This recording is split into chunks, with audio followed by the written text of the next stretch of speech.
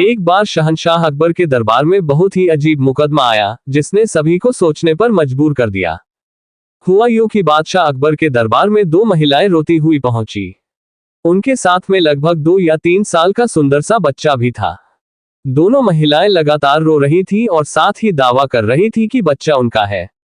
अब समस्या ये थी कि दोनों शहर के बाहर रहती थी, जिस कारण उन्हें कोई नहीं जानता था। इसलिए ये बताना मुश्किल था कि उस नन्हे से बच्चे की असली मां कौन है। अब अकबर बादशाह के सामने मुसीबत आ गई कि न्याय कैसे करे और बच्चा किसको दे।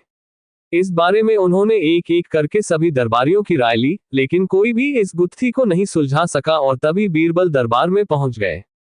बीरबल को देखकर बादशाह अकबर की आंखों में मानो चमक आ गई हो। बीरबल के आते ही अकबर ने इस समस्या के बारे में उन्हें बताया। अकबर ने बीरबल से कहा कि अब तुम ही इस समस्या का समाधान करो। बीरबल कुछ सोचते रहे और फिर जल्लाद को बुलाने के लिए कहा।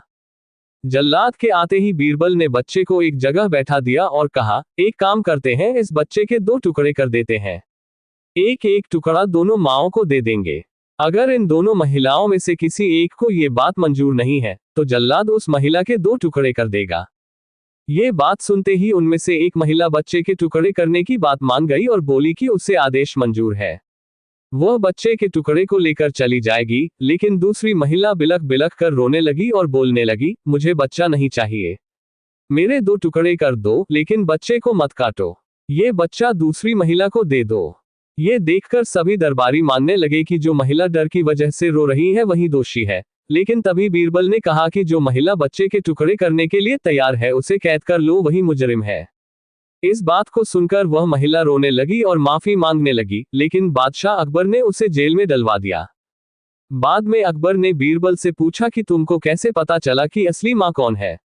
तब बीरबल ने मुस्कुराते हुए कहा, महाराज, मां सारी मुसीबतों को अपने सिर पर ले लेती है, लेकिन बच्चे पर आंच भी नहीं आने देती, और यही हुआ।